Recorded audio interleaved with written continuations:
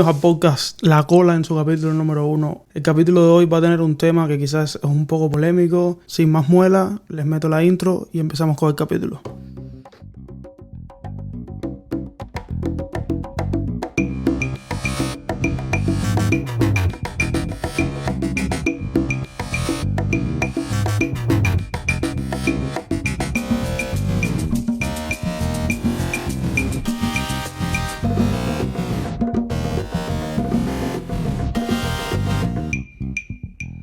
Bueno, en el episodio de hoy, como ya les dije, vamos a hablar de política. Pero vamos a hablar de política de una manera diferente. Vamos a hacerlo de un tono más personal, alejándonos de ese bullicio de todos los medios convencionales de siempre. En el capítulo de hoy vamos a hablar de lo que es el exilio cubano. No me gusta usar mucho ese nombre porque me da la impresión de noticiero de los 70. Pero bueno, todo este grupo de cubanos que se ha tenido que ver forzado a irse de la isla por temas políticos, básicamente económicos. Y cómo pueden influir este grupo grande de personas en las manifestaciones dentro de Cuba. Y vamos a tomar un ejemplo real para no hablar por hablar. Vamos a estar hablando del 11 de julio. Así que lo primero que vamos a hacer es ponernos en contexto. La protesta del 11 de julio, casi 2 años de haber ocurrido, es uno de los sucesos más importantes que nos ha pasado como cubanos. Ha unido a generaciones, las más jóvenes y las más viejas, que llevaban casi toda su vida esperando un momento como este, que realmente todos pensamos que era el momento. Más que alegrías y nuevas figuras, también nos trajo bastantes momentos feos, bastante dolor y sobre todo decepciones. Yo creo que fue un momento donde se vio realmente el resultado de tantos años de campaña política y de odio que nos han sembrado la dictadura cubana con su aparato propagandístico, ¿no? Entonces, en el capítulo de hoy vamos a estar analizando. Solamente vamos a irnos al papel del exilio, pues yo creo que ya todos conocemos bien la protesta del 11 de julio, no es la idea volver a hablar de lo mismo. Pero bueno, para no darle más intro, vamos a presentar al invitado de hoy. Señoras y señores, hoy les tengo con ustedes a Manuel Milanés. Manuel Milanés es un conocido, yo creo que no lo tengo que presentar, a lo mejor me tiene que presentar a mí. Pero bueno, voy a darle la palabra, o sea, voy a entrarle al space para no hablar de él por detrás. Así que vamos allá. Hola Manuel, ¿me escuchas? ¿Qué tal? ¿Qué tal? ¿Cómo estás? Muchísimas gracias por la invitación. Gracias Manuel. Hermano, ¿cómo te presento? Como analista, comunicador, youtuber, como anticomunista, como hombre de negocio, ¿cómo te identificas tú públicamente? Manolo es de Caraguao. No hay mucha presentación. Mi nombre es Manuel Milanés. Y nací en La Habana, Cuba, en el Cerro, y soy empresario, tengo mis negocios, pero con la pandemia descubrí esto de la comunicación y me siento bien con lo que estoy haciendo porque llega y me parece que es importante y por eso lo sigo haciendo.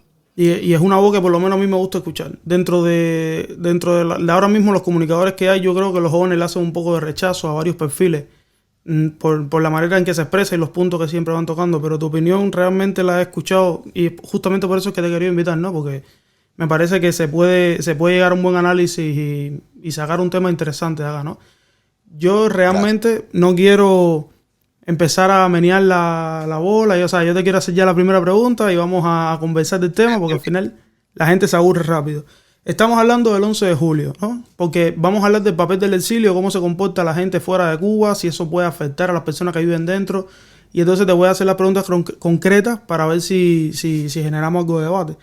Te voy a preguntar, Manuel, ¿tú crees que el exilio cubano, principalmente vamos a hablar del exilio de la Florida, porque es el exilio histórico de más de 1 millón de cubanos?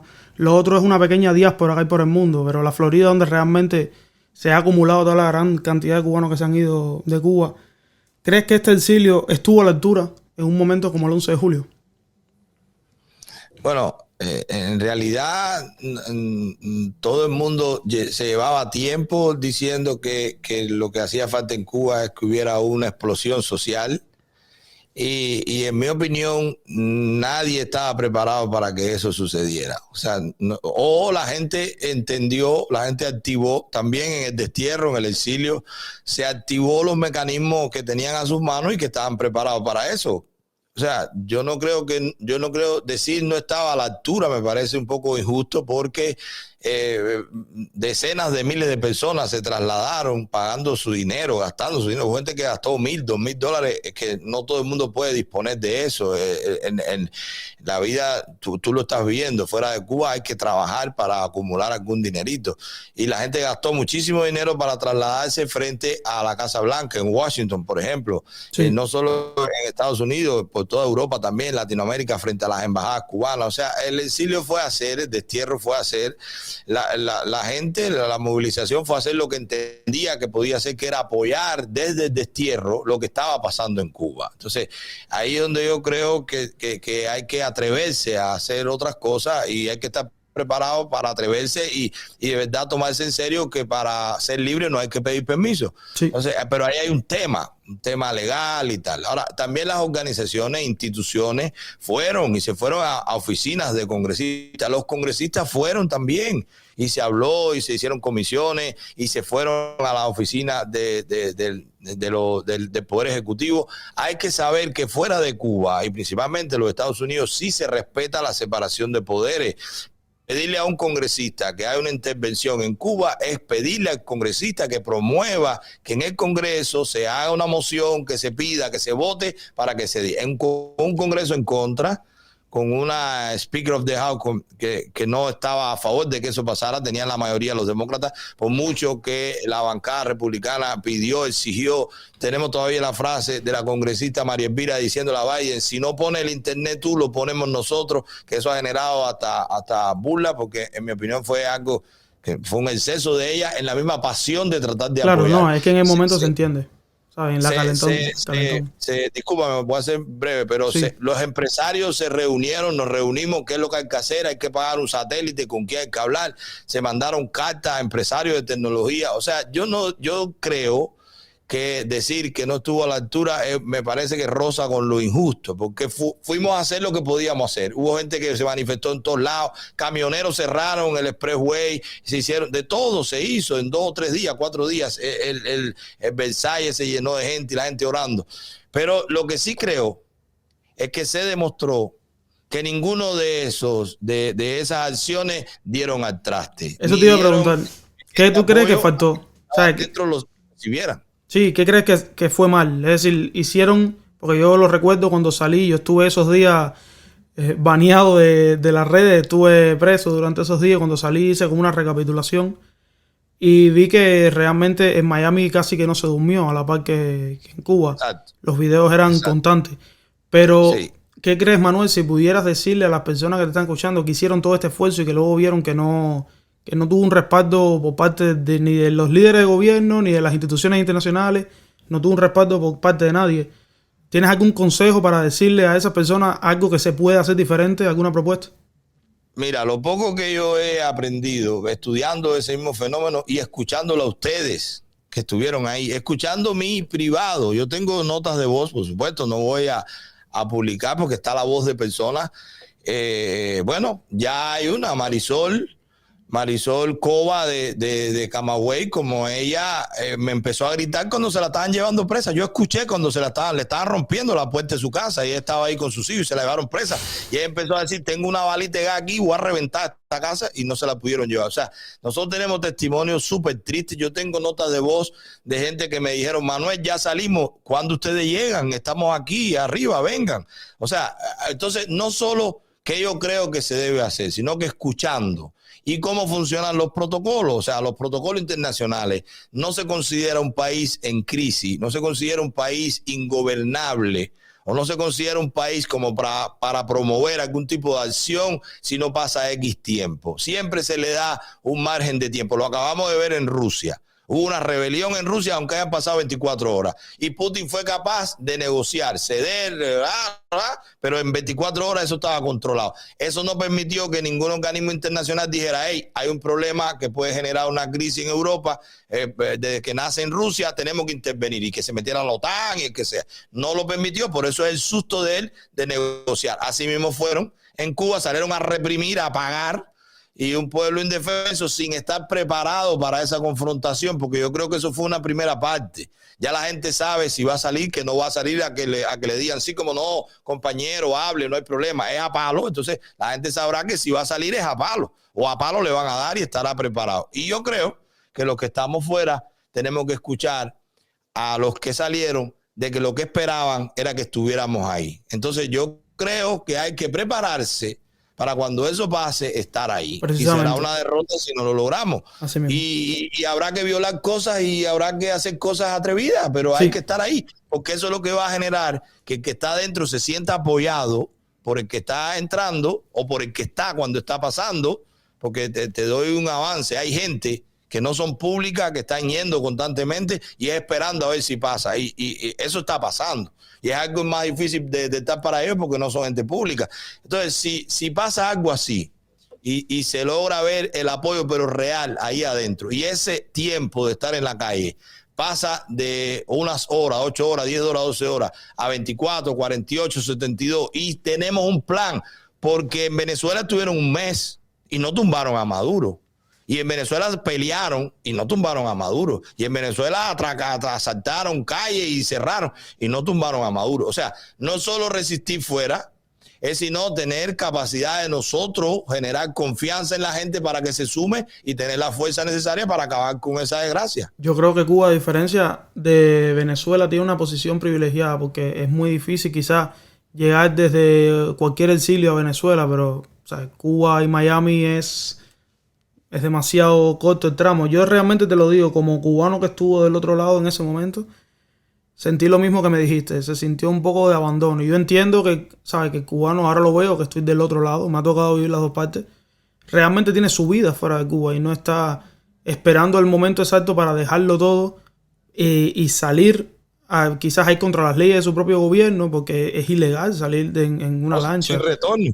Exacto, es una salida sin retorno, dejando atrás casa, familia, propiedades, pero realmente tiene que haber una responsabilidad por parte de las personas que le exigen al pueblo cubano que salgan a hacer eso mismo, porque salir a la calle puede ser salir sin retorno. Tú no sabes si vas a virar, no sabes en qué condiciones vas a virar. Yo lo viví porque a nosotros nos dijeron que nos iban a llevar al otro día para la casa cuando estuvimos detenidos. Yo estuve en la misma, por ahí por donde estaba el movimiento de San Isidro, en el barrio San Isidro, ahí está, creo que es Picota, la que está ahí. Yo estuve preso ahí en Picota y nos dijeron que no, ¿sabes? Les vamos a hacer como unos papeles formales y ustedes se van para su casa y no llega a la casa hasta la otra semana. Entonces, cuando tú sales a la calle, tú tampoco sabes si vas a tener retorno. Entonces, hay que tener un poco de coherencia, yo creo, y si tú vas a tener esa posición tan fuerte de decirle al cubano lo que está pasando porque tú no sales a la calle, yo creo que ese cubano que en cierto momento dijo, me cansé y es ahora porque veo que salió gente, porque a nadie le gustaría salir solo y de pronto verse solo, que lo cojan porque va a ser un video más en las redes, otro cartel dando vuelta a otro preso político, y realmente ya tenemos 1000 y contando. Nadie quiere ser el 1001. Entonces, cuando eso vuelva a pasar, que yo creo que va a volver a pasar, yo hablo con mi familia casi todos los días dentro de Cuba y Cuba ya no parece un país. Cuando me cuentan, sí, cuando me cuentan las cosas, realmente Cuba no parece un país. Entonces yo estoy seguro de que va a pasar. Y una de las cosas que yo creo que lo está frenando es que ya el cubano sintió que está solo. El cubano de adentro sintió que salió a la calle, que les dieron golpes, que los cogieron presos, que luego hicieron una cacería de brujas, yendo casa por casa, con fotos y tratando de llevarse toda la gente que identificaron por videos, cámaras de seguridad. Y realmente nos sentimos solos. Yo creo que hay una lista de varias cosas que el exilio puede hacer o puede intentar y no son exactamente tan radicales como irse en una lancha y ya terminar con su proyecto de vida para meterse en un problema, porque realmente entrar en una lancha forzadamente en un país es meterse en un problema. Yo creo que hay un grupo de cosas, ¿no?, que se pueden hacer. Por ejemplo, yo veo, y no sé si está en el poder de ustedes allá, porque bueno, yo estoy en España y no estoy tan arriba, pero yo veo que todos los días entran represores en Estados Unidos.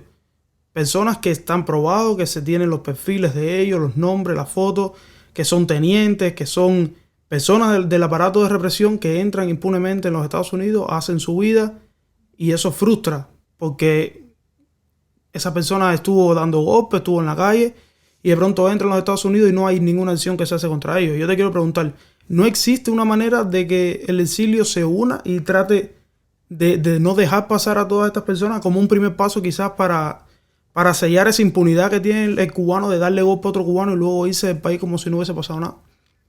Sí, mira, yo te voy a contestar eso, pero antes, porque no quiero que quede como ese vacío en algo que a mí me gustaría acotar. Si bien yo te digo que hay que estar preparado para hacer lo que se tenga que hacer para lograr el mayor apoyo al que salga, también es importante, porque después del 11 de julio ha escapado todo el que ha podido, pero hay mucha gente que no puede escapar.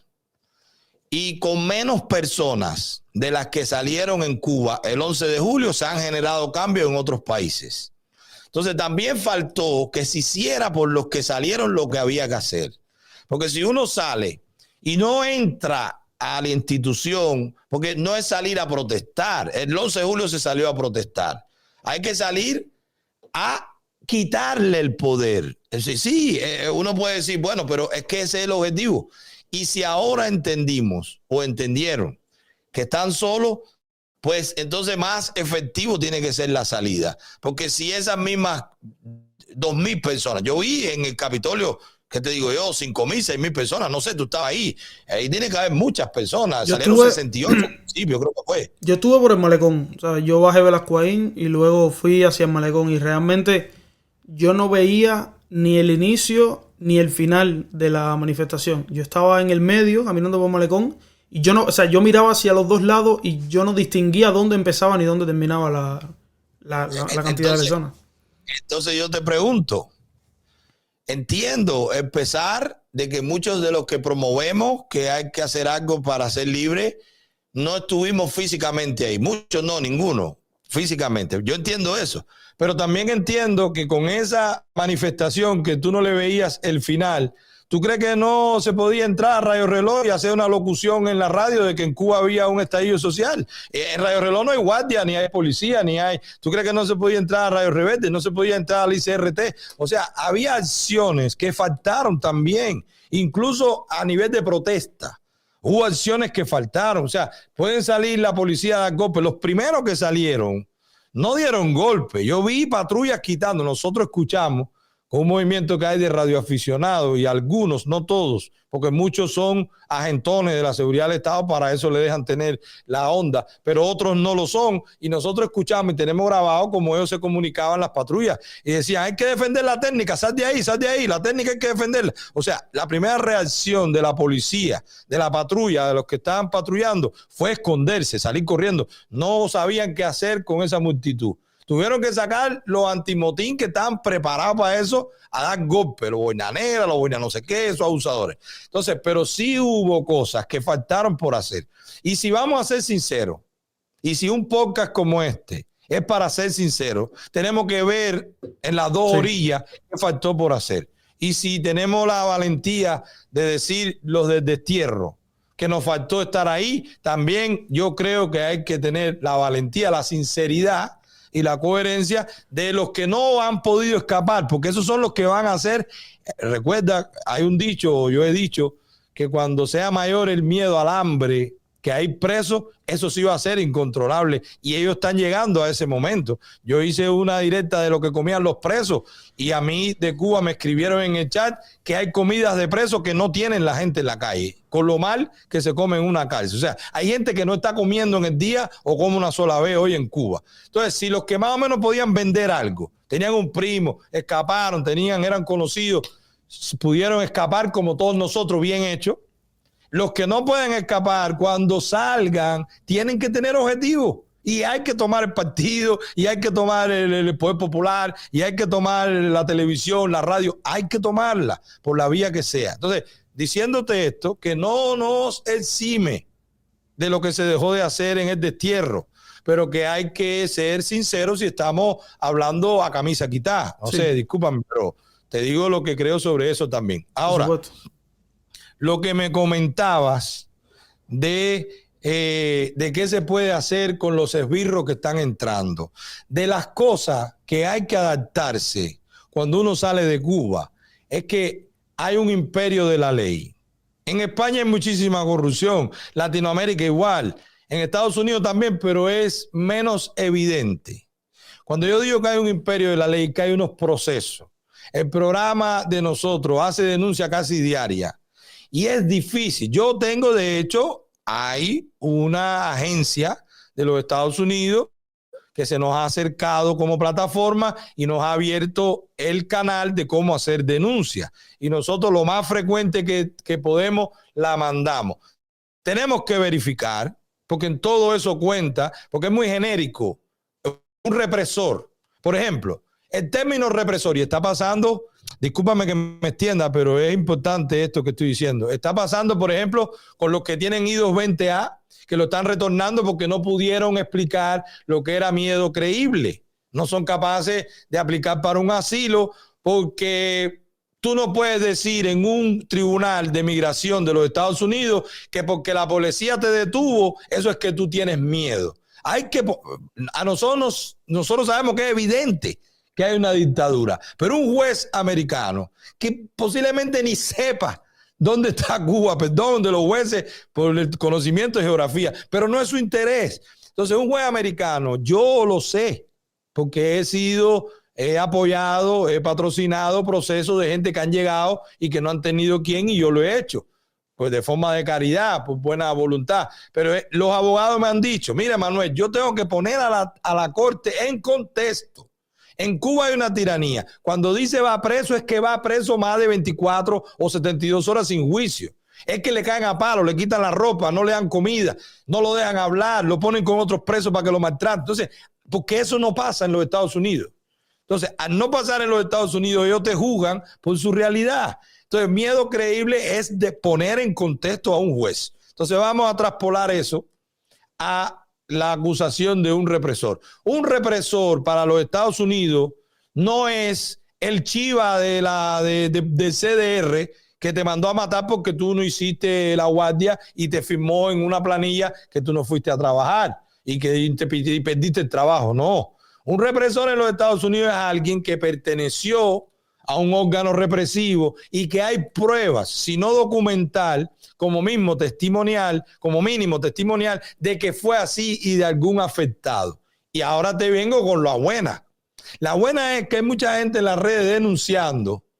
Algunos de ellos que me la han mandado, yo le he dicho, no hay problema, mándame un video de que ese hombre te reprimió, porque yo para presentar esto a una agencia federal y que la agencia federal presente esto a un fiscal y que el fiscal se motive a presentarle una corte, hay que tener pruebas, porque aquí no se acusa sin pruebas. Sí, no pasa, disculpa que te interrumpa, es que yo creo, disculpa que te interrumpa, Manuel, es que yo creo que lo que sucede es que dentro de Cuba también no tenemos idea cómo funciona el tema fuera y todo lo complicado que puede ser algo tan sencillo como no dejar entrar a alguien, porque vivimos en una dictadura que lo hace todo así, o sea, lo toma todo por su mano, exacto. Y respeta instituciones. Pero fíjate, lo más frustrante es que yo promuevo la investigación, mando la denuncia, pero cuando digo, dame el testimonio, no, Manolo, espérate que yo tengo familia allá. No, él me cayó a golpe a mí. Pero yo no puedo decir eso. Si digo ahora, me queda mi mamá.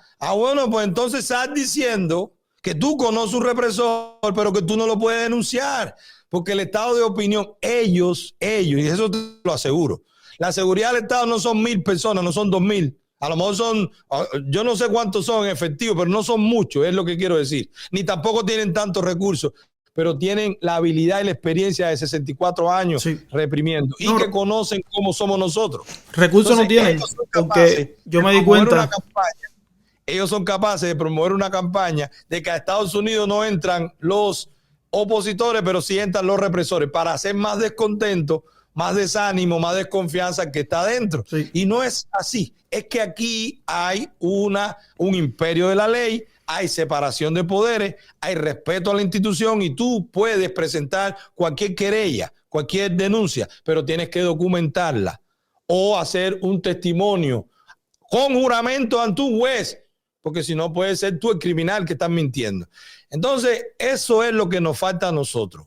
Nos falta a nosotros que no es solo decir, Manuel, te mandé una foto, este tipo era jefe de la policía en Pinar del Río. No, Mándame a quién le quitó la bicicleta, a quién le cerró la carretilla, a quién metió preso y le dio golpe, para que entonces esos videos yo los presente a una agencia, se los presente a un fiscal, el fiscal lo presente a un juez y el juez determinará, porque tampoco eso quiere decir que lo van a votar. Ahora, si hay ejemplos que han votado, y si hay ejemplos de denuncia, y si hay registro de represores, porque sí los hay. Entonces no es, me parece, o sea, es lo que tú dices. Espacios como estos pueden poner a la gente dentro de Cuba en contexto de que no es así, de que tú vas y dices, policía, mira, coge a este que me dio golpe, como hacen en Cuba. Y en Cuba es policía, si el que dio golpe le cae mal, le cae golpe. Si es amigo del otro, no le hace nada. Así no funciona aquí, aquí es con leyes. Sí, es la presunción de inocencia. Tienes que tener las pruebas suficientes, no basta con una foto. La carga de la prueba la tiene el que acusa. Pero yo creo que es importante decir esto porque por lo menos yo no sabía cómo funcionaba el proceso y mucha gente que está dentro de Cuba tampoco lo sabe, porque si vamos a exigir que se haga algo, vamos a hacerlo bien. O sea, vamos a buscar las personas que tengan la evidencia o estar al tanto para cuando te amenacen poder grabarlo, tener una manera de luego enviarlo. Y la valentía de hacerlo y además el respeto a esas instituciones, porque así como hoy, por falta de evidencia, a un verdadero criminal no se le hace lo que lleva porque no hay valentía o no hay testimonio, pero así mismo te defienden a ti de que no venga un loco y te acuse de algo que tú no hiciste, porque tienen que tener pruebas para tú sufrir una condena. Entonces tú tienes la libertad y tienes el amparo de una sociedad de leyes que te hace a ti impotente cuando no encuentras pruebas para incriminar a uno habilidoso que lo hizo bien y que aprovecha, porque hay un problema. Internacionalmente se mide con la misma vara la tiranía que a un país libre. Sí, como reconocer a Díaz-Canel como un presidente electo. Eso es un error, no es un presidente electo, es un tirano. Pero detrás de eso hay mucho negocio. Yo creo que es difícil poner a Cuba en ese contexto porque se ha intentado y los foros nacionales muchas veces hacen caso omiso. Mira, la Unión Europea cuántas veces nos ha intentado en los discursos, vamos a quitarle la financiación, mira, aquí están todas las pruebas, esto es lo que ha pasado. Y no sucede nada. O sea, no estuvimos, recuerdo. No, Cuba tiene un asiento en la Comisión de Derechos Humanos. ¿Tú te imaginas? Sí, no tiene sentido. Que Cuba tiene un asiento en la ONU, en la Comisión de Derechos Humanos. Es una cosa increíble. Exacto, hay mucho dinero detrás de eso. Y te digo cómo nos sentimos los que. Y como en este debate me pongo a veces dentro de la situación de que está dentro de Cuba, ¿no? Porque es la idea, ¿no? Aunque ya no esté dentro de Cuba, contacto con muchísimas personas que sí lo están, sobre todo jóvenes, que se sienten totalmente frustrados, ¿sabes? Es como ya yo hice lo que era impensable, ya yo salí, no todos por suerte tuvieron presos ni tuvieron problemas, pero fue un momento realmente crítico que muchos jóvenes nunca pensaron, me incluyo yo, que dentro de Cuba saldrían a la calle y harían una protesta, ¿sí? Desorganizada, de novata, digamos, un poco inocente, que pensamos que íbamos a salir. Y en la calle ya nos quedamos gritando 5 horas y ya se tumbaba la dictadura. Realmente nos faltó pensar mucho, pero se hizo. Y entonces esos cubanos, sobre todo jóvenes que salieron a la protesta, básicamente lo que manejan es un nivel de frustración ahora mismo que le han hecho rechazo a las redes sociales con el tema de la política. O sea, han dejado de seguir todos los canales de difusión porque ya esa idea que tiene implantada el cubano, sobre todo más viejo, de que esto no lo tumba nadie, que es lo que nos han ido tirando así durante años y años y años. Yo creo que caló un poco esa idea también en la juventud luego del 11 de julio, de ver todo lo que hicimos y como después el gobierno, la dictadura fue capaz de, poco a poco le costó trabajo, no estaba preparado para eso, porque yo lo viví de adentro y me di cuenta que no estaban preparados para ese despliegue de personas, pero el cubano se echó para atrás y le dio tiempo de que ellos contraatacaran. ¿Sabes? Por un momento nosotros tuvimos la delantera, por un momento nosotros los que estábamos en la calle mandando y todo fue hacia atrás. Entonces esa frustración es un arma de doble filo, por supuesto, porque de pronto se ha creado un nivel de desinterés en el joven que es, no, ya aquí lo que hay que hacer es irse. Y como tú dices, el que va a tumbar esto es el que se queda allá, que no tiene manera de irse, que no tiene por dónde escaparse, porque es lógico, tú no le vas a pedir a alguien que se pueda ir del país, no te vayas, quédate aquí a pasar trabajo y a luchar. Eso no, el que pida eso ¿sabes? Está delirando. Tú no le puedes pedir eso a ningún cubano, porque todos los cubanos que están fuera tuvieron la oportunidad de irse, evidentemente, y la aprovecharon. Entonces, pero ahí Ahí hay dos punticos, pero bueno, termina la idea, discúlpame, pero hay dos punticos que yo te quería decir. Termina la idea, perdón. No, lo que me refiero es que tenemos que aprovechar lo que tenemos nosotros ahora que no tuvo el exilio cuando se tuvo que ir en su momento, que es principalmente las redes sociales. Como tú dices, grabo un video, te lo mando.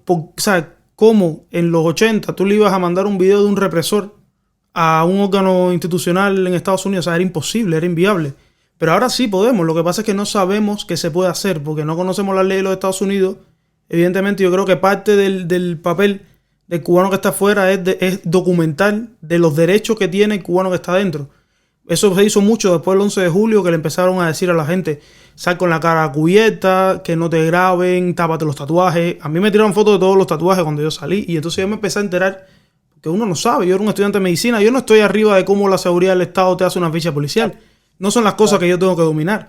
Pero si tú ya como estudiante lo sabes, como persona que está afuera lo sabes, realmente vas a evitar palos. Porque 100.000 personas en la calle no se puede controlar a todo, y menos con el sistema de cámara que tiene el gobierno cubano, que tampoco es tan sofisticado. Es como tú dices, a veces uno sobreestima los recursos que tiene la dictadura y uno piensa que tienen mucho porque ellos te hacen ver como que son muchos, pero realmente, te pongo un ejemplo claro: cuando yo estuve preso, a nosotros nos intentaron abrir los teléfonos celulares.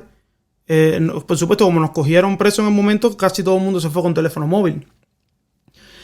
Y al final los que pudieron abrir fueron porque los amenazaron para que pusieran el PIN, porque no tenían la tecnología ni siquiera para abrir un dispositivo móvil. Entonces ya dime lo que me querías decir. No, mira, ahí hay dos puntos, porque tú acabas de poner algo que es importantísimo en mi opinión, y ahí está la historia. Presos políticos por 20 años, por 30 años, por 15 años, 18 años. En ese tiempo que ellos estaban en una mazmorra de la tiranía, algunos de sus represores se terminaban con la tiranía o lo sembraban aquí y nadie sabía que esa persona que estaba en Miami, ni tenía cómo saberlo, a lo mejor le había caído a bayonetazo a un preso en la Isla de Pino, porque no había cómo comunicarse ese preso con el exterior. De hecho, hay un libro que nadie hablaba de ellos, no existían. La gente afuera estaba gritando viva Fidel y miles de presos metidos en mazmorra y fusilándolo. Entonces, ahora no es así. Ahora tenemos la capacidad de comunicarnos inmediatamente. Yo hablo tanto con gente dentro de Cuba como con gente fuera de Cuba. Con un teléfono no hay frontera. Pero lo que sí yo creo que ellos han sido muy hábiles y que al menos lo que yo intento rescatar es las dos cosas. Y tú lo vas a sentir. Tú hace poco que saliste de Cuba, pero tú vas a sentir. El cubano que quiere a su país, cuando se muda, cuando se va, cuando migra, llega un momento que deja de ser de Cuba porque se acostumbra a otra cultura, a otro sistema, pero nunca es de ese lugar. Entonces no es ni un lugar ni de otro. No eres de ningún lado, sí. Cuando está en ese lugar, lo he hablado con la... Cuba, sí, lo he hablado, me pasa. Cuando está en Cuba, quiere irse de nuevo para ese lugar porque no tiene. Entonces, lo mejor de las dos cosas lo vamos a tener cuando recuperemos el amor a la patria. Nos quitaron el patriotismo. Sí, todo el que se va de Cuba, incluyéndome a mí, es porque entendió que su felicidad la podía encontrar más fácil en otro país que derrocando a la tiranía. Sí, sí. O sea, si yo no me importa, y no es valor. La gente habla de valor. Oye, ¿cuánto valor hay que tener para irse por Nicaragua y pasar una frontera con unos indiecitos así que te violan y te quitan todo? ¿Cuánto valor hay que tener para fajarse con tiburones en el estrecho de la Florida? ¿Cuánto valor hay que tener para irse por Rusia, pasar por no sé dónde, Turquía, por abajo un puente, pasa un río? Valor no es, valor hay. Es que no hay sentido de pertenencia, de patriotismo. La gente no sabe que Cuba es de nosotros, no es de una familia, no es de una mafia, es de todos nosotros, incluyendo ellos, pero no en el poder, es de todo el que nació en Cuba. Entonces, sí, cuando eso lo recuperemos, y el elemento, digamos, más práctico es que sea más difícil salir de Cuba, ya la gente dirá, no, mira, yo no tengo posibilidad de ir a otro país, pero a mí me pertenece este. Tengo que hacerlo. El himno nacional lo dice, y ese es el patriotismo que ellos, claro, nos meten. Hay que estudiar ruso, de cosas chinas, muñequitos rusos por la televisión. Todo eso es quitarte patriotismo.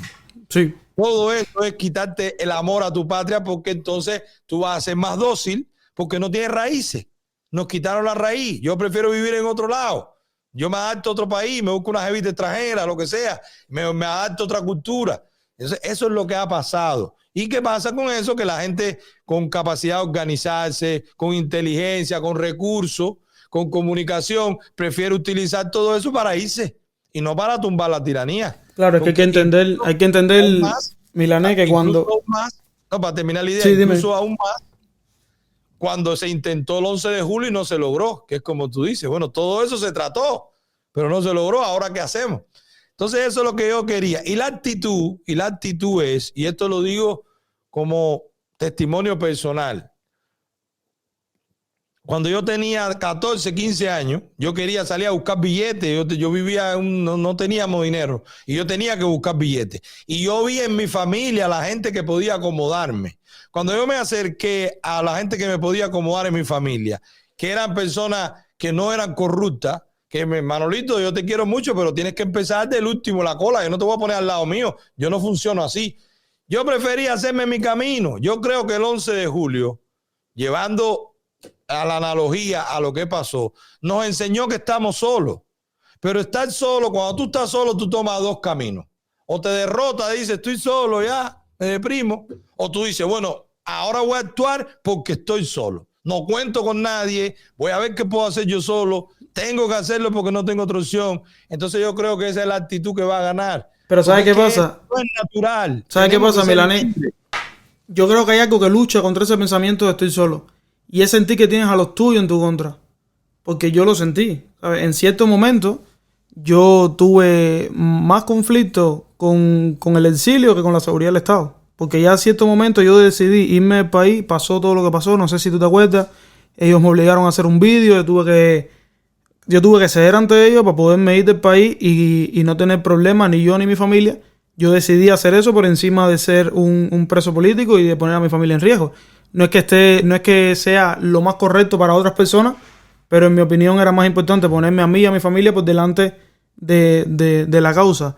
Y yo recibí una serie de críticas fuertes por parte del exilio, y ahí es donde te quiero hacer la próxima pregunta, porque existe una parte del exilio que ha sufrido mucho, que lleva 50 años sin pisar su país, que van a fallecer y no vamos a volver a pisar su tierra, que llevan toda una vida esperando a que pasara algo como el 11 de julio. Y yo creo que muchas de estas personas le pusieron su fe de verdad, de todo corazón, a que ese día se caía, ¿no? Yo creo que todos lo pensamos. Y de ese grupo de personas existe una tendencia a juzgar al propio cubano por el miedo que hay a lo que se ha hablado, que tú lo has hablado tanto y que yo lo he escuchado, del tema del cambio fraude, que todos pensamos de pronto que fulanito es influencer porque lo están colocando para que dé una opinión. O sea, no tenemos en nuestra mente incorporado el hecho de que existe la posibilidad de que pensemos diferente y que queramos lo mismo. Muchas personas nacieron dentro de Cuba, no están acostumbradas al diálogo, como mismo no saben que existe un sistema de ley en los Estados Unidos, se piensan que todo funciona como en Cuba. Quizás a nivel de pensamiento se crean que es así, o sea, que tenemos una dualidad, o estamos todos del mismo lado o estamos en contra. ¿Y por qué te hablo de esto? Porque tú dices que cuando nos sentimos solos, lo único que podemos hacer es ir en contra de lo que nos está atacando. Pero yo me sentí en un momento, ni siquiera solo, me sentí atacado por los mismos cubanos, ¿sabes?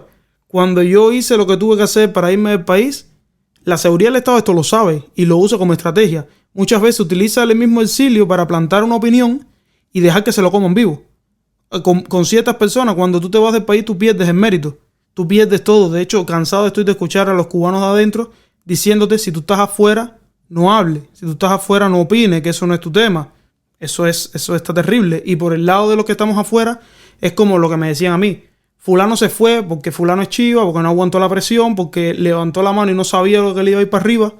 Y entonces la pregunta que yo te iba a hacer, ¿tú crees que es justo que exista una parte del cubano, vamos a hablar dentro y fuera, aunque mi opinión está más desde el lado afuera, que juzgue más o más fuerte al cubano que hizo algo, pero no pudo terminarlo porque le cayó arriba todo el peso de la seguridad del Estado, que al cubano que nunca ha hecho nada, o sea, que no destacó como un perfil?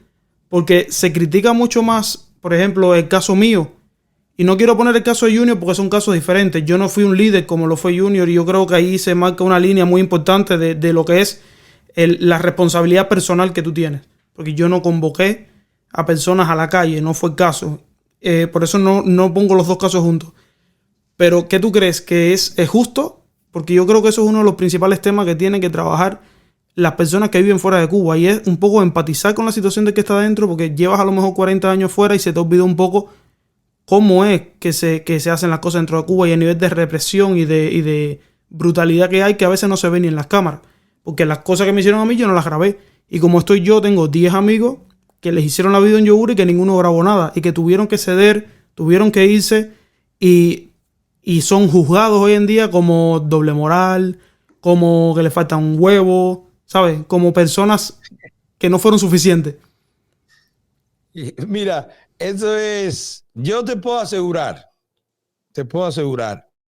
que las personas que más han sufrido por la tiranía, con años de prisión, con fusilamiento de familiares, con separación de familia, con no ver a sus hijos criarse, incluso con incapacidad de tener algún estatus como ciudadano americano porque la tiranía ha logrado que en Estados Unidos los clasifiquen como terroristas o como magnicidas. Lo que menos piden es venganza. Y te juzgan por lo último que tú estás haciendo, precisamente porque lo pasaron. Y muchos, los más guapos te dicen, y yo no soy el más guapo, porque dentro de una cárcel el hombre es preso de sus circunstancias y un día se revela, pero al otro día cede y está en la cárcel. Y es humano, porque es mantener. Tú pusiste la diferencia, que es donde yo creo que está el sentimiento. Y no es solo de los que vivimos fuera con los que salen de adentro. Es también los que están adentro con los que vivimos fuera. Porque tú crees justo, que claro, son 2 o 3 y además son resentidos, pero tú crees justo que cuando alguien hable le digan, ¿qué haces tú hablando? Acaba de venir. Tú no estás aquí, tú no has tirado un tiro, ven para acá, aquí donde está el problema. Entonces, de los dos lados. Y yo creo, exacto, la conclusión que he sacado es que la gente como que espera un mesías. Y entonces, donde quiera que vea un liderazgo, después se frustra porque la gente se lo construye. Exacto, es que nos han acostumbrado a eso. Nos han acostumbrado a eso. Y este chamaco está escapado. Y después cuando ven el video tuyo, ¡ah, coño, chivatón! Pero él está más luchando con el personaje que él se creyó que tú eras o que él se construyó sobre el liderazgo tuyo o sobre la influencia tuya en una red social o tu planteamiento o en lo que están alrededor tuyo, que es lo que en realidad tú hiciste. Porque a lo mejor ellos lo hubieran hecho o lo hubieran hecho peor, no lo hubieran tenido ni que apretar un dedo. Porque yo conozco muchísima gente, sacándolo del plano de la política, que son unos leones y cuando está uno solo con ellos empiezan a llorar y te dice, espérate, eso era jugando. Exacto. Entonces hay que ver en un momento de presión cómo uno reacciona, porque no es lo mismo llamarlo que verlo llegar, y ustedes sin llamarlo lo vieron llegar. Y además, muchachos jóvenes, estudiantes, no son conflictivos, no son de problemas, de estar en lío. Entonces, todo eso influye también, porque no lo vemos un tigre que está acostumbrado a fajarse todos los días, meterlo 15 días en un calabozo, que alguien que nunca ha ido ni porque le metan una multa. Nunca yo violado con policía. En la casa, que a la policía se respeta, porque es el orden, no sé qué. Entonces, yo creo que hay de los dos lados igual. En el caso tuyo, y esto de verdad no tengo los pormenores, pero sí creo que te puede estar pasando a ti te puede estar pasando, de que también cuando uno hace cosas, pues hay algo que se llama reframe, es una técnica para debatir. Tú le das la vuelta, ¿verdad? Tú te pones en el lugar del otro. La gente no espera, estás preso. Empiezan a pedir por ti. A mí me pasó, por ejemplo, con el Máquina. Yo no me pasó contigo, me pasó con Máquina. Un familiar del Máquina me escribe, creo que un primo, Milanés, se llevaron a mi primo. ¿Quién es tu primo? En Máquina, ¿estás seguro? Sí, está preso. Y pongo yo, se acaban de llevar a Máquina, no sé qué. Y sale un familiar, eso es mentira. Este tipo está mintiendo. Y era la novia o alguien cercano a él. Y de pronto quedé yo como un mentiroso. Y cuando sale en Máquina dice, no, es que yo no lo quería decir porque eso me perjudicaba más. Yo me molesté porque yo pensé que estaba haciendo lo correcto. Yo pensé que dándole apoyo a él estaba haciendo lo correcto, pero yo no tenía que hacer eso si él no me lo pedía. A mí me lo pidió un supuesto primo y yo tengo los chats que me lo pidió, y eso ha generado un distanciamiento cuando ese muchacho hasta me llamaba y hacíamos videos y todo, cuando él tenía YouTube en Cuba. Entonces eso pasa en el calor de que yo creo en ti y a lo mejor hago algo que te perjudica. Si tú hiciste un video, como me estás diciendo, y la gente que estaba pidiendo por ti cuando tú estabas preso, ve ese video, lo natural es que reaccionen en tu contra. Porque se sienten, dice, ¿qué pasó aquí? Yo estoy pidiendo por uno que me está saliendo en un video diciendo otra cosa. Y eso también amerita un poquito de capacidad tuya de entender la reacción de él. A mí me costó trabajo, sí, a mí me costó trabajo entenderlo porque uno ve la posición de uno y uno sabe lo que vivió uno. Pero mira, tú dices, yo recuerdo...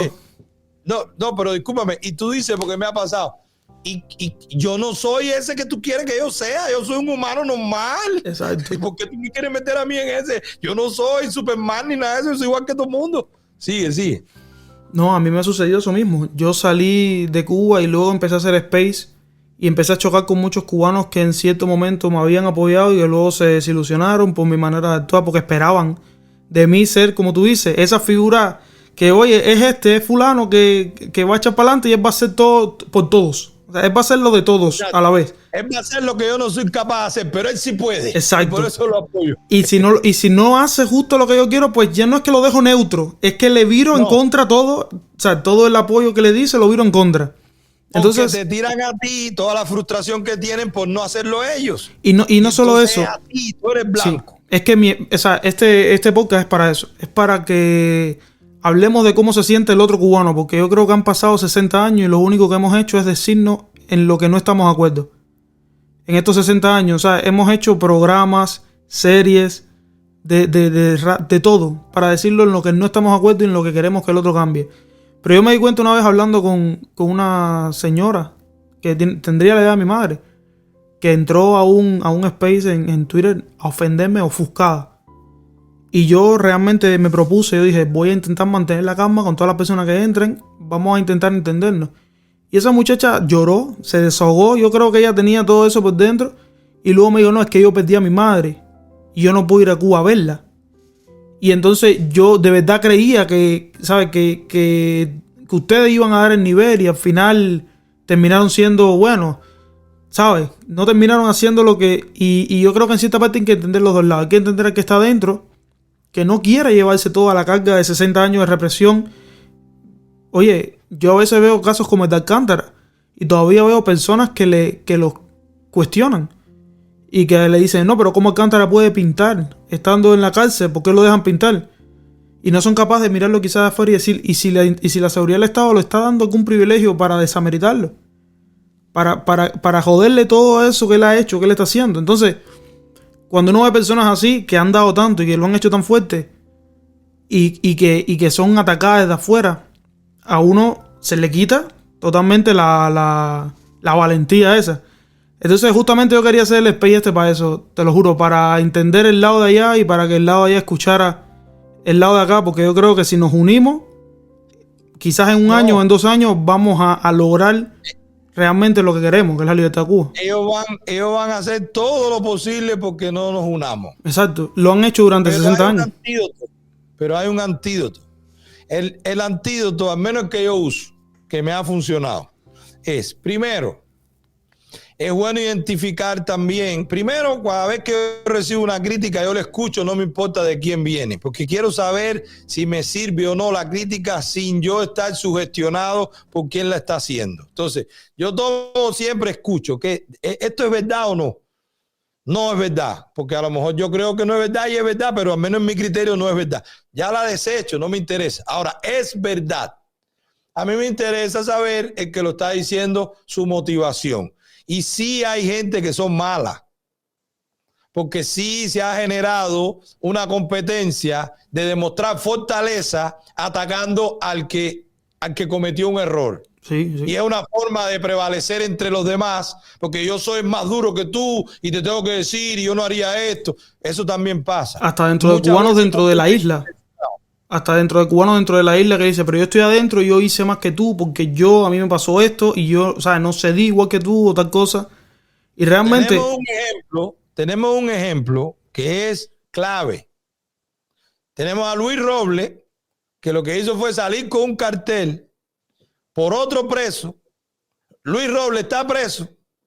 El otro preso que yo lo conozco y lo apoyé, y por eso no quiero decir su nombre, porque no es para atacar, es un ejemplo. El otro preso, cuando le pregunta por Luis Robles, dice, yo ni lo conozco. Yo quiero poner este ejemplo, porque Luis Robles, preso todavía, por salir con un cartel pidiendo la libertad de otro preso. Él no estaba preso. Él le estaba pidiendo por alguien que lo motivó a él y salió con el cartel. Todavía está preso Luis Robles. El que estaba preso ya no está ni en Cuba. Tampoco sale a pedir la libertad de Luis Robles.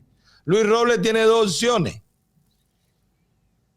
Totalmente abatido, porque la persona por la que él pidió ahora no pide por él, se frustra, se desanima, se aparta, o entiende que la dimensión de la lucha por la libertad pasa de pelear por una persona.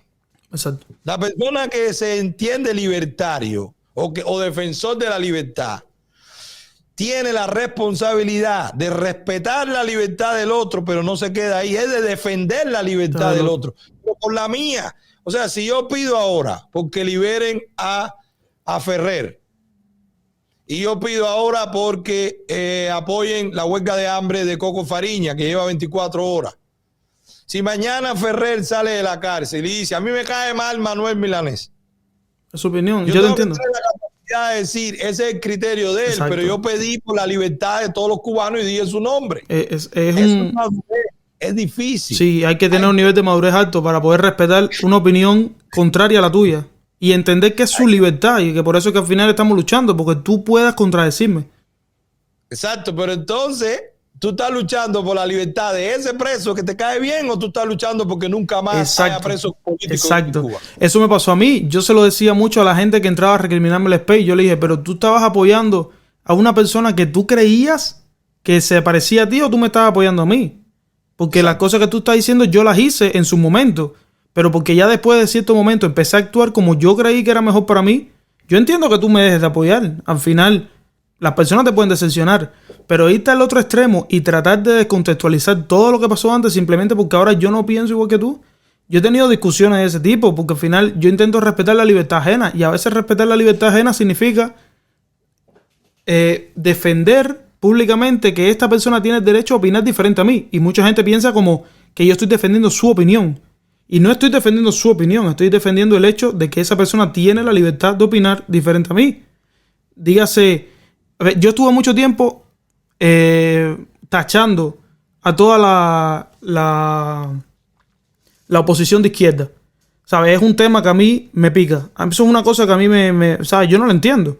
¿Cómo tú puedes haber salido de una dictadura comunista, querer que se caiga, para después empezar de nuevo por la izquierda? O sea, no me parece lógico. Es que me parece infantil. Por ahí hay un dicho que dice que izquierda no tumba izquierda. Y yo realmente, personalmente, yo lo creo. Pero yo no puedo salir a decirle de izquierda que él no tiene la libertad de expresarse. Porque justamente en contra de eso que yo estoy luchando. No es como que no, tienes que ser igual de malo que es malo para poder derrotarlo. O sea, a lo mejor es muy infantil lo que te estoy diciendo, pero yo quiero mantener mis principios, incluso cuando tú no estás pensando igual que yo. Aquí en España, y es una de las cosas por las que ni siquiera hablo de la oposición en España, porque no considero que en España haya una oposición seria. Aquí en España el 11 de julio hicieron una manifestación y ni para eso se pusieron de acuerdo. O sea, estaba por un lado Junior en una manifestación y por el otro día estaba Lázaro Mireles en otra manifestación. Los dos en lugares diferentes. O sea, si no son capaces de ponerse de acuerdo ni para manifestarse en el mismo sitio, porque no les interesa dejar sus diferencias a un lado y pensar que eso a lo mejor lo puedo debatir el día que Cuba sea libre. Entonces ese día yo te puedo decir a ti que la izquierda no sirve y que para Cuba no quiero que sea una izquierda y a ver quién me vota. Pero a veces ponemos la carreta ante los bueyes y tenemos a este grupo de cubanos que parece que ya piensa que Cuba es libre y entonces se está fajando con el otro en qué vamos a hacer después de que Cuba sea libre. Cuando realmente lo que tenemos es que pensar en cómo carajo podemos lograr que Cuba sea libre y ya después discutimos lo que sea. Y eso a mí, ¿sabes? Yo he intentado como tolerarlo, decir, bueno, ok, hay oposición de izquierda. ¿Y qué voy a hacer? No puedo decir que no, que toda la oposición de izquierda es chiva o toda la oposición de izquierda es cambio fraude. Porque habrá personas que habrán leído o habrán interpretado, como dicen, no, esto no es el verdadero socialismo es no sé qué. Y se lo creyeron. Pero mientras esa persona quiera la libertad genuina de Cuba, yo tengo que respetarle su opinión. Ya, lo que es difícil es diferenciar a esa gente de la seguridad del Estado. Eso es un poco complicado.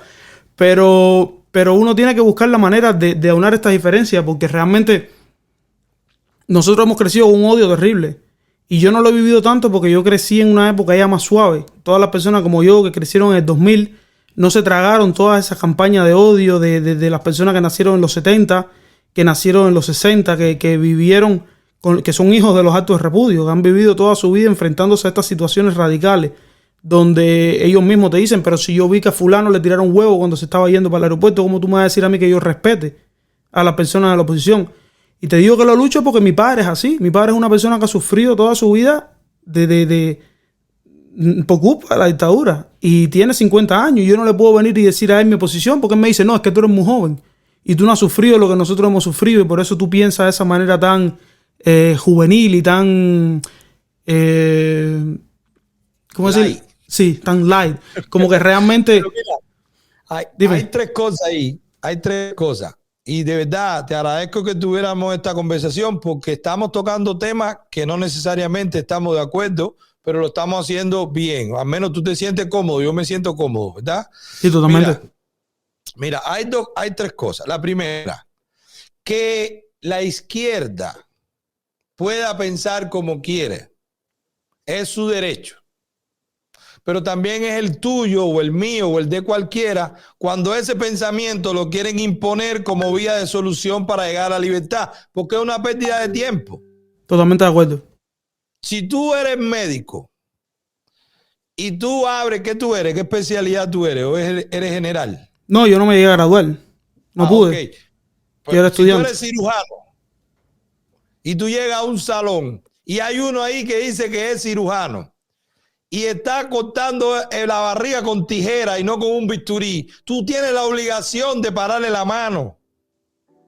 Porque es tu obligación de que se haga lo que está bien frente a ti. O lo que tú crees que va a ser lo mejor. Es tu obligación. No significa que porque él entienda que por la tijera también se abre y como los dos queremos abrir la misma barriga, hay que dejarlo y hay que unirse y cogerle la mano y corta bien. No. Tu tijera me va a matar a mi paciente y yo estoy aquí. Entonces, ese recelo en el tema de las posiciones políticas.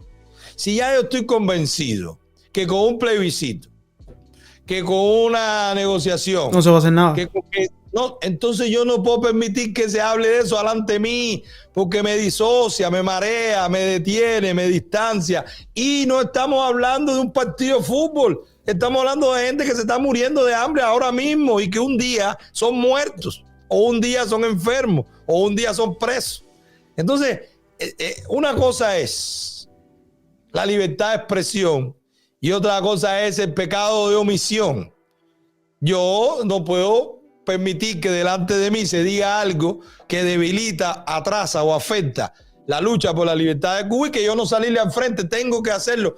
Es mi obligación, lo cual no significa que yo sea tirano, autoritario, que no quiera unión. Entonces, ese punto, me gustaría que pensara sobre eso. Una cosa es su libertad de expresión y otra cosa es que yo vea que su libertad de expresión se está articulando, lo ponen por encima de todo el mundo, lo llevan a todas las cumbres, lo entrevistan en todos lados, sí, porque le hace el juego, sí, a la comunidad internacional que quiere que se hable de así hecho, para que esto se resuelva de otra forma. Sí. De hecho, te iba a hablar de eso porque hace no mucho vi a una activista que no quiero estar entrando en nombres y tal. Las personas que sigan esto lo sabrán.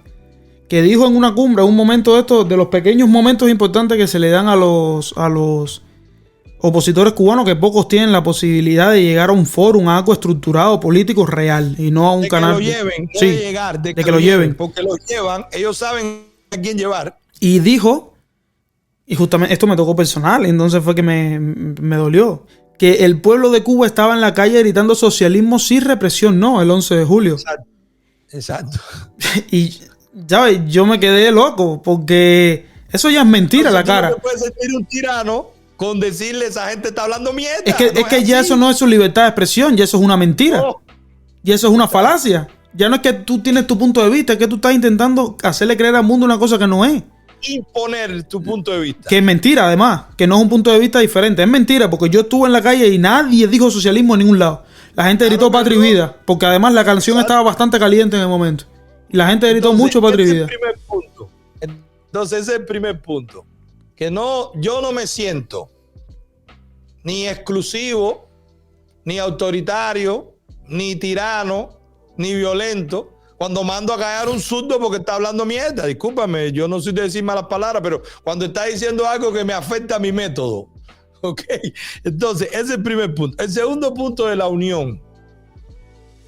Todo el mundo habla del apóstol y nadie critica o nadie cuestiona la grandeza de José Martí. José Martí es un intelectual, un escritor, un genio.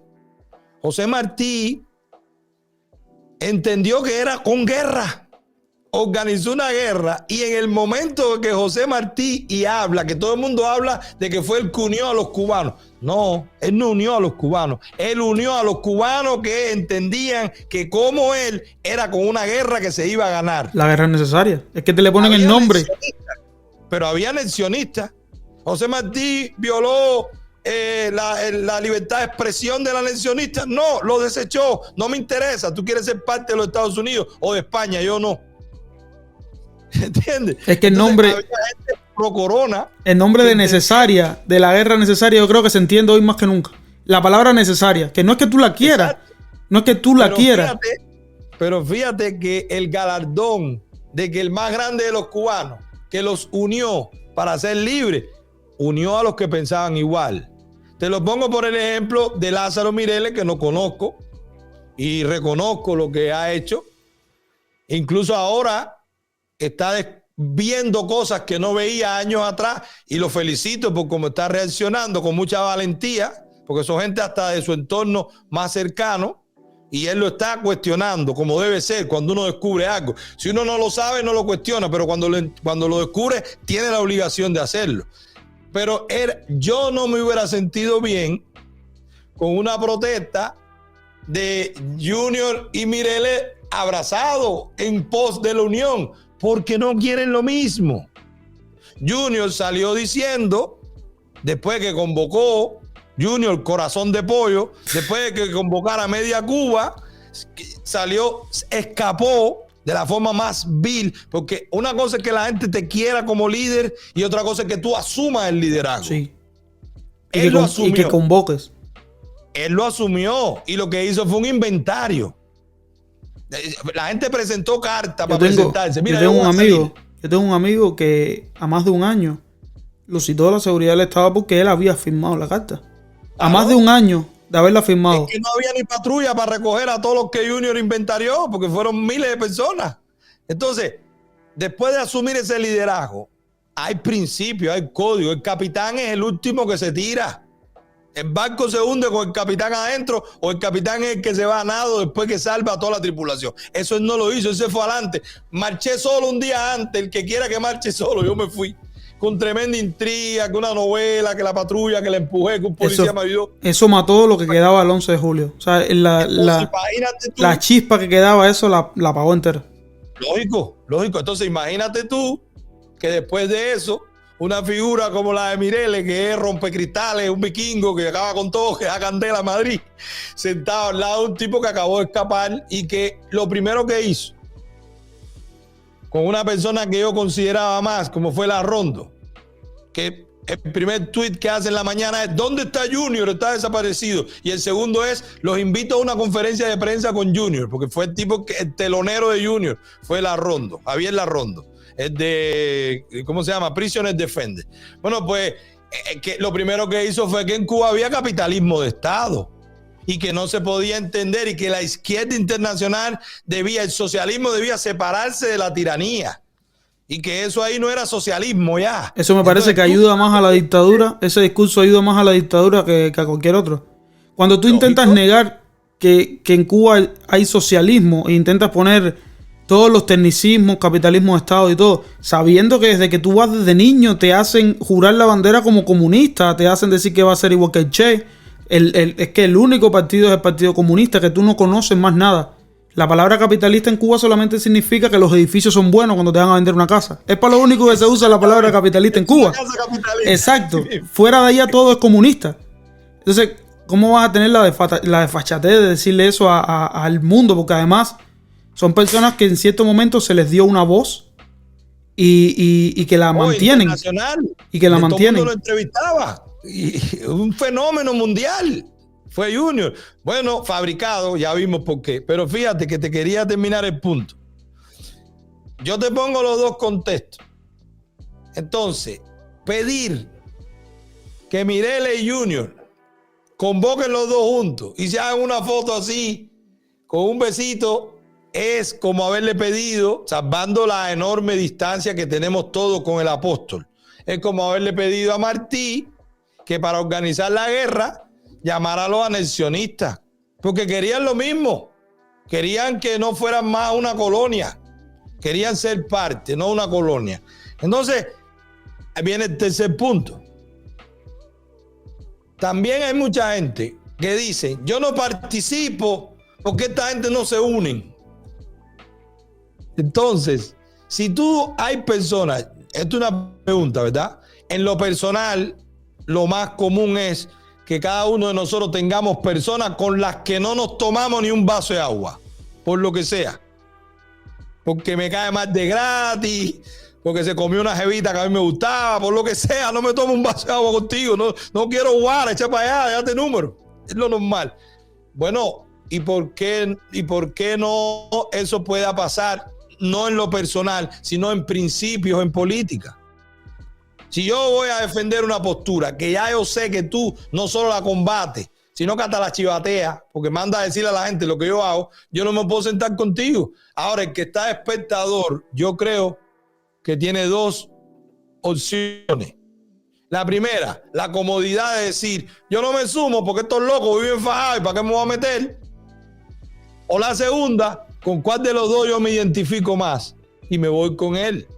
Pero yo quiero militar, que yo creo que es el llamado. El llamado es que hay que participar de una forma o de otra, en el que te guste, pero hay que participar. Lo que no les puede pasar, y eso se lo digo yo, que no hice nada hasta los 40 años, y que lo mío era el billete, y que en Cuba era firmero, tenía firma, andaba en tour, tenía una pila de jevita, la mejor casa, porque no me interesaba. Y me ponía un opositor en la cuadra y yo estaba berreado porque me calentaba la cuadra, porque venía la policía a vigilar y yo quería la cuadra fresca. Entonces yo viví eso hasta que yo maduré y me di cuenta que es inmoral pretender tener dinero en un país de esclavitud cuando otros no tienen la misma oportunidad que yo.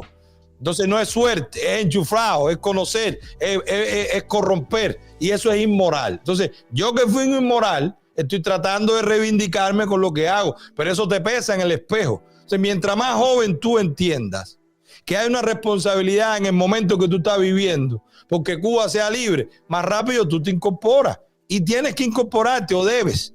Con el que te guste, con Junior, con Mireles, con el otro, pero incorpórate. Porque en la postura de las gradas, yo no me meto porque vivo enfajado. Yo no me meto porque los de adentro y los de afuera. Yo no me meto. Esa es la que quiere la tiranía, lo pasivo. Lo de hecho, neutral. Hablando contigo me doy cuenta de que quizás nos vendieron que la unidad era de todos los cubanos. Y es como tú dices, la unidad es de una parte grande de los cubanos. No tenemos por qué salvar todas las diferencias. Ni grande. Oye, todos los cambios lo ha hecho un loco. Sí. Que ha convencido a 3 locos. Este micrófono que tú tienes lo hizo un loco que le dijeron, ¿para qué tú quieres un brazo? Si esto se hace sin brazo. La silla donde tú estás, había otro sentado en una piedra que le dijo, come mierda, que tú estás apretando tuercas si nos sentamos en la piedra. Todos los cambios en la humanidad lo hizo un loco que convenció a 3 locos, y 5 locos fueron la chispa, y cuando la gente vieron que tiene sentido, que me conviene, se sumaron. La libertad nunca se hizo, la guerra nunca se hizo con un ejército de 150,000 personas. Lo hicieron 10, 20 locos, formaron tremendo lío y la gente se le sumó. Siempre. Así habrá sido el 11 de julio. Yo no sé dónde empezó exactamente, pero así habrá sido el 11 de julio. O sea, habrán salido 10 locos y se le habrán sumado 10 locos más y después éramos 100,000 locos. Exacto. Si tú pensabas el 10 de julio que para salir, si los primeros 5 locos pensaban que para salir el 11 tenían que juntar 68 municipios, no hubieran salido. No sale nadie. Y claro. si no salen los primeros 5, no se sale forma nadie. el 11. Claro. Entonces hay que hacerlo. Y hablamos de ser temerario, que es lo que hablábamos al principio. Hay que hacerlo. Hay que ser temerario. Hay que prender la chispa. Creo que te voy a cerrar el capítulo con una pregunta que tú hablas mucho en tus programas y es una de las cosas por lo que más cubanos dentro de la isla te hacen cierto rechazo. Y yo quiero debatirlo contigo. Es el tema del apoyo de la militarización, o sea, de la respuesta militar ante la dictadura, o sea, que no va a ceder por mano blanda y o sea, que inevitablemente, como tú dices, es necesario, no es deseable, pero que es necesario llegar a ese extremo. Entonces yo te quiero preguntar si en tu opinión es 100% seguro que hace falta llegar por la vía de las armas a derrocar a la dictadura. Mira, el problema no es que nosotros se promueva. El tema no es que se promueva. El tema es que ellos no dejan otra opción. Y toda fórmula que plantea que esa no sea la salida es cohabitando con ellos. La tiranía tiene un problema. Nació en el 59 y en el 2004 tiene 65 años. 65 años es la edad de jubilación en el mundo entero. Entonces, ellos saben que están prejubilados. Lo que necesitan es una jubilación forzosa porque se van a quedar. Los destinos de nuestro país lo están decidiendo hombres de 90 años que no piensan. Estuvieran inhabilitados. Yo conozco hombres de 90 años súper lúcidos, pero los resultados están. No están pensando, no al menos para el bienestar del cubano. Si ellos no dejan otra opción y no respetan a otra opción, a alguien, si no es a alguien que le plantee fuerza como la que ellos tienen, ¿qué vamos a seguir haciendo? Todos los métodos ya pasaron. Cuando a mí me hablan de un método electoral, yo les digo, Osvaldo Payá, lo asesinaron y recogió más de 11,000 firmas. Y se podía en aquella constitución de 76, se podía con 10,000 firmas promover que se discutiera una nueva ley. Y incluso el proyecto de él, Camino del Pueblo, promovía que fuera con la misma tiranía, que una parte de ese grupo, de ese consejo, estuviera compuesto por gente de la tiranía, del gobierno. Entonces, ya aprobamos todo. Y cada vez que ellos escuchan la palabra lucha armada, se asustan, porque ellos se asustan. Sí, pero el cubano dentro de la isla también le hace rechazo y es de lo que hay que hablar. Hay que hablar de ese tema. Dime por qué. Yo quiero saber por qué rechazo. Porque la gente no quiere poner el cuerpo, ¿sabes? La gente no quiere poner el fusil. ¿Pero por qué el cuerpo? La gente no quiere, porque muchos se quieren ir y empezar su vida afuera. Acabó de pasar. No, esa es otra cosa. Otra cosa es que muchos se quieren ir porque también tenemos eso. Mañana Cuba es libre y cuántos de los que viven fuera se van a ir para allá a coger lucha, a arreglar calles, a poner teléfono, que no funciona el internet, que no hay 4K, que la televisión no sirve. Hay que construirlo de cero. Sí, es un país que hay que construirlo de cero. Ropa, que no hay carro. ¿Cuántos van a ir para allá a reconstruir? No, ya Cuba está libre, ahora que se jodan, arréglense ustedes. Yo vivo en un aire acondicionado, ya yo tengo. Bueno, habrá que ver cuántos van a regresar a hacerlo. Pero vamos a regresar al tema de la lucha armada. El fin de semana regresamos al ejemplo de Rusia. ¿Cuántos tiros tiró el grupo Wagner en la ciudad de que entraron? Lo único que tiene que hacer el pueblo de Cuba que esté desarmado y no quiera participar en una confrontación violenta es quedarse en su casa. Más nada. Que no salga ni para bien ni para mal. Quedarse en su casa. Porque cuando hay una confrontación violenta, los civiles es un problema. El que no está armado es un problema. Y el que salga tiene que entender que hay una confrontación violenta. Pero lo primero que se pide cuando hay cualquier declaración de guerra o cualquier confrontación es los civiles evacúen. Váyanse. Esto es un problema. Desde que la gente vea, desde que la tiranía vea que el pueblo no está ni a favor ni en contra, se quedó tranquilo, neutro, porque la mayoría sigue al que tiene la fuerza. Yo tengo amigos que participaron en la guerra de Medio Oriente y llegaban a pueblos donde los liberaban de los talibanes cuando se iban, al otro día regresaban los talibanes, se caían a tiro, y ese pueblo con metralletas, con dólares, acababa de ser liberado, no peleaba por los americanos, se quedaba trancado en su casa, porque decía, está loco, cuando los americanos se van, los talibanes me matan. Y eso es entendible, es una reacción civil. Eso es lo que te va a decir tu mamá, mijito, quédate aquí. Claro. Pero el que va a querer salir, va a salir con una cabilla, pero no va a salir a conversar, va a salir a pelear. Y ese, ¿por qué no darle esa oportunidad? ¿Por qué no darle la oportunidad que entiende que tiene que defenderse? Que no se puede poner más en preso, que no se puede poner más en muerto. Porque la gente dice, pero la violencia genera violencia y va a costar vidas. ¿Y cuántas han costado en 64 años? ¿Y cuánta gente se está muriendo por la actitud no violenta? ¿Y cuánta gente se está muriendo por estar todavía ellos ahí? Porque morirse no es solo dejar de respirar. Morirse también es graduarte en medicina y vivir frustrado. Porque tú no tienes futuro. Eso también es morirte. Es un muerto en vida, un zombie. ¿Cuántos taxistas en Cuba que son ingenieros y no pueden ser ingenieros porque tienen que ser taxistas? O camareros o lo que sea. Eso también es morirse. Acabar con el futuro de alguien es matarlo. Entonces, yo creo que lo que va a ir creando conciencia, porque regresamos a Martí, el que todo el mundo habla, el que hay un busto en todas las escuelas. Lo que hizo Martí fue una guerra.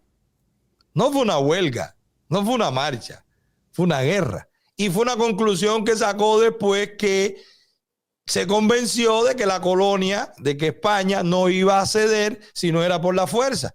Y en Cuba hay una tiranía que no ha mostrado ninguna señal de que vaya a ceder si no es por la fuerza.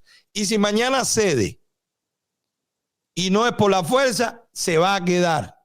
Va a participar de ese proceso. Habrán tiranos que se quedarán detrás, delante, con un representante, y eso no es libertad, y eso es impunidad, y eso no es justicia, porque todo el que ha hecho algo tiene que pagarlo. Así es. Para que Cuba, fíjate lo que está pasando en España, tú que vives ahí, cuánto resentimiento todavía hay de cuando Franco. Para que una sociedad sea libre, tiene que ser sana, y para que sea sana, tiene que hacerse justicia. Porque si no, la gente se va a vivir matando, y en Cuba verás duelo dentro de 10 años, que tu papá era policía y el mío opositor, te dio un tiro. Entonces hay que sanar la sociedad. Y eso se sana cuando se hace justicia. Si tu papá era tirano y me metió preso al mío, pero el tuyo está dando cárcel 20 años, yo no tengo que matarte a ti. Tu papá fue el que cometió el error y está preso. Entonces eso hay que sanearlo, precisamente pensando en el futuro. Y eso no va a ser de otra forma que llevando a la corte, llevando ante la justicia a todos los tiranos. Y eso no lo van a hacer a la buena. No lo van a hacer ellos sin que no se lo dobleguemos.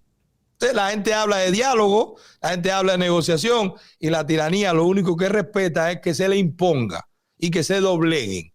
Ustedes el 11 de julio lo doblegaron, los asustaron, pero no fue dialogando, fue peleando en la calle, aunque no haya sido violento. No. Fue, y a golpe después en la cárcel. Pero lo doblegaron.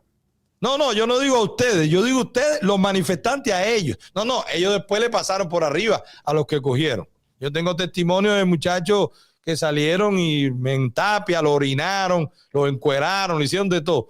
Pero lo metieron en lugares con violadores, le hicieron de todo. Pero al principio los asustaban ellos, como bien tú dices.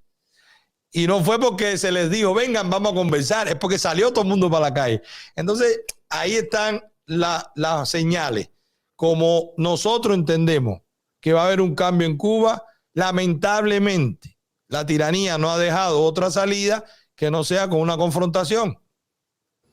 Bueno, Milanés, yo creo que con esto, o sea, era el último tema que yo quería tocar, porque es, como joven, un tema que a mí me parece extraño. A mí me faltó lo del embargo. ¿Cómo tú tienes lo del embargo?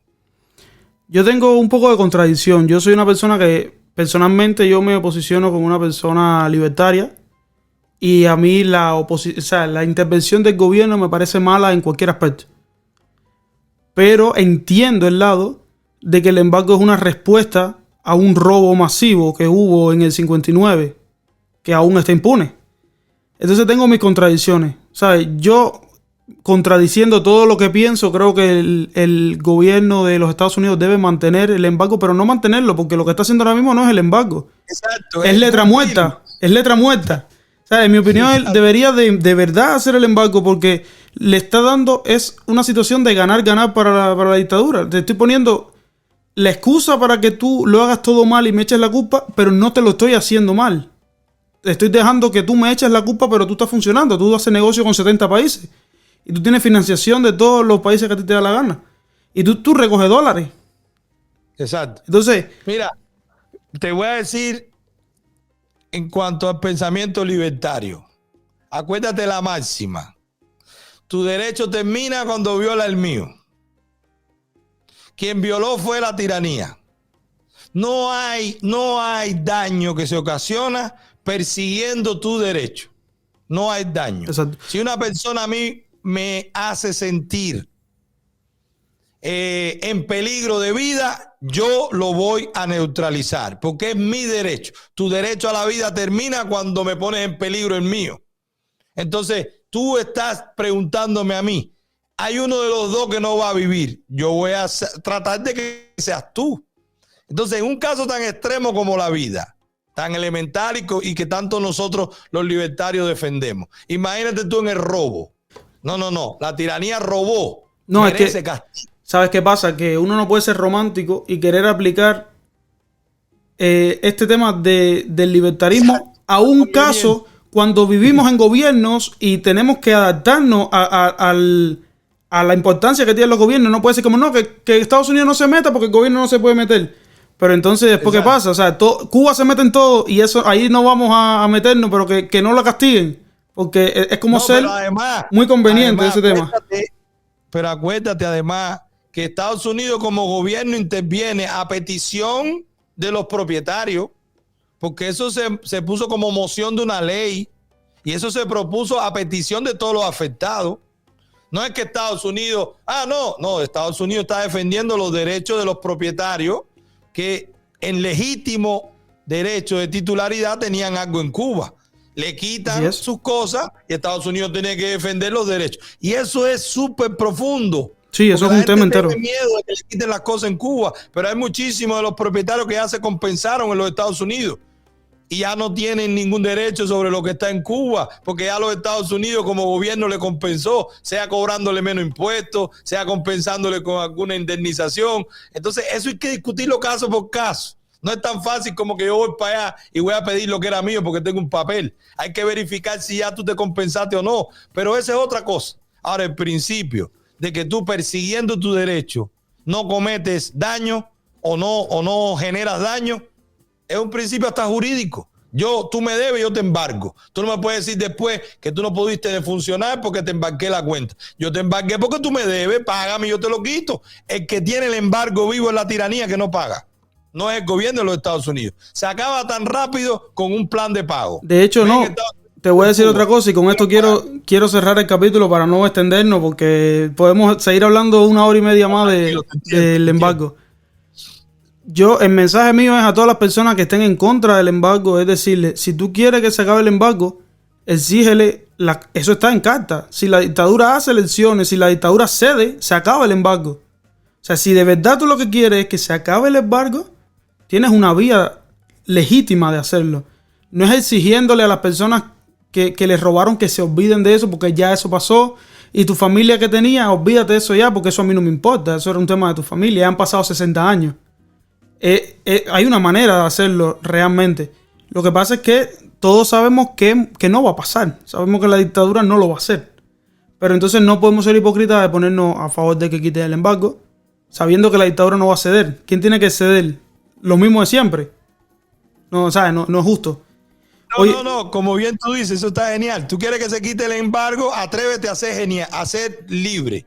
Atrévete a que haya elecciones libres, atrévete a que no haya presos políticos, atrévete a que desmantelen todos los órganos represivos, atrévete a que haya un gobierno legítimamente electo, porque eso está codificado como ley. Exacto. La ley Helms-Burton dice que desde que Cuba haga eso, desde que haya un gobierno en Cuba que respete eso, se cayó el embargo. Fíjate, y no hay que pagar ni dinero, ni compensación, ni nada. Se perdona todo. Entonces para mí no tiene ningún sentido. Oye, pues Manuel, un gustazo de verdad tenerte por acá. Ha sido el primer capítulo, no ha sido lo más fluido quizá que me hubiese gustado, ¿sabes? Estoy rompiendo el hielo con estos programas, pero me parece que realmente logré el objetivo porque salí entendiendo tu punto de vista. No sé si de alguna manera te logré transmitir algo de mi parte, pero por lo menos tú lograste tu objetivo. Yo estoy igual. Y yo logré entender tu punto de vista y espero que algunas personas que compartan mi punto de vista, que estén escuchando este programa, te entiendan igual y entiendan el por qué la posición del lado de allá, de Charco, ¿no? Que no es tanto pedir por pedir o criticar por criticar o tal. Y también le pido a las personas que están del lado de allá que se lo piensen 2 veces antes de difamar a una persona, antes de atacarla, porque es muy fácil coger el móvil y atacar a alguien porque no cumplió con tus expectativas, porque no hizo lo que tú querías. Y yo creo que si los dos, o sea, estamos de este lado muchas veces, yo creo que si, no es que tú tengas que pensar todo igual que yo para que lleguemos a acuerdo, es que nos acerquemos un poco. Claro, pero podemos establecer este tipo de comunicación porque hay que darle beneficios, señores, el que va a escuchar esto que vive dentro de Cuba. Hay un mínimo de reconocimiento. Que cuando ustedes logren vivir en libertad, sea en Cuba, ojalá sea así o fuera, y vean todas las opciones que tiene el que vive en el mundo libre, que no es romperse la cabeza de cómo va a ser Cuba libre cuando ya tú vives fuera.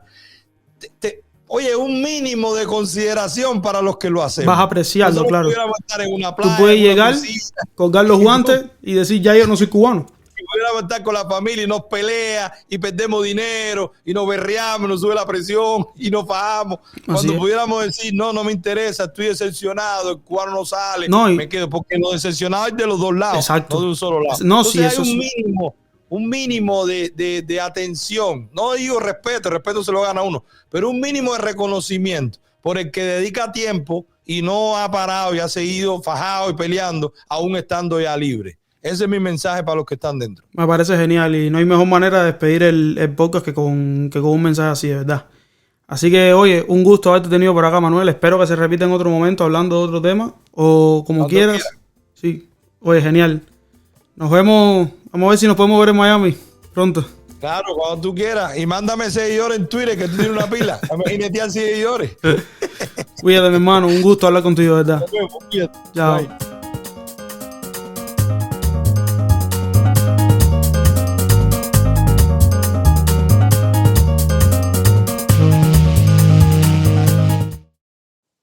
Ya está. Ya, bueno, bro, empingado. Un gusto, mi hermano. ¿Te gustó? ¿Te sentiste bien? Sí, de verdad que sí. No tengo las condiciones, me gustaría tener un pequeño estudio, aunque sea, pero bueno, ya, más para adelante. Ya, eso con billete, más para adelante, no te sofoques. Saludos más puro. Dale, mi hermano, gracias. Cuídate, bye.